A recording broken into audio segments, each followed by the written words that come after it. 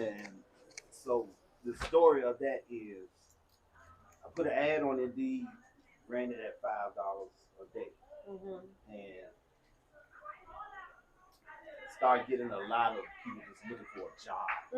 So now I gotta tweak that description in the ad. Now I'm saying I made questions that are you willing to work by commission only?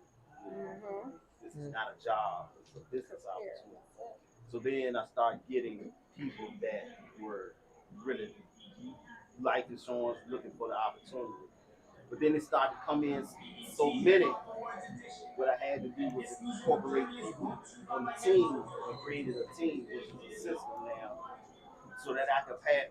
Because I can't call them all. I mean, for me to net 15 AOAs in 1 month, I I had to add out an Indeed, and my calendar was booked to every hour between 10 a.m. and 5 p.m. 5 days a week. I had an interview booked on my calendar every single day for the entire month. So it finally got to the point where the response was so fast coming on the ads, I had to take the ads down because people could not get on my calendar for 2 weeks out. Okay, so for me to net those 15 AOAs, I sent out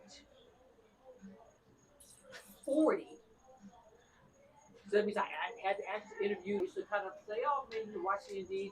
I got to the point where it's like a week into my process. I reminded them in the morning, hey, you got an interview today at this time or whatever. If you haven't watched this communication, you need to do it before that. And I finally got to the point where on top of the interview, if they had not watched either side, I said, you know what? After you see Try to keep going shut. you still want to talk to me, I will bump you back to the front of the line. But I'm not going to spend the next half an hour telling you what you should have done before you got this job. But my calendar was so booked up, I had to take my listing down because people were complaining that they couldn't get on my calendar. And then I started trying to extend my time into the evening. My husband was looking at me like, girl, it's not o'clock and now you still talking to me. Okay? So, and then half of them don't show up. So just understand, even those 15 that came back, but I was still getting the ones that were looking for the job. So I hear that frustration level, and especially if you're trying to grow it in this organic grassroots kind of mechanism, no matter how many people you talk to in a day, you got to understand that no, you just one closer to the yes. And then you sit there, you go through the interview with them, you're talking to them, you're saying all the right things. And of course, when you're in a job interview and somebody says, okay, I'm ready to move to the next step, are you going to say no, even if you're not sure if you're going to take the job? They all say yes, right? So understand, it's not you, baby, it's them.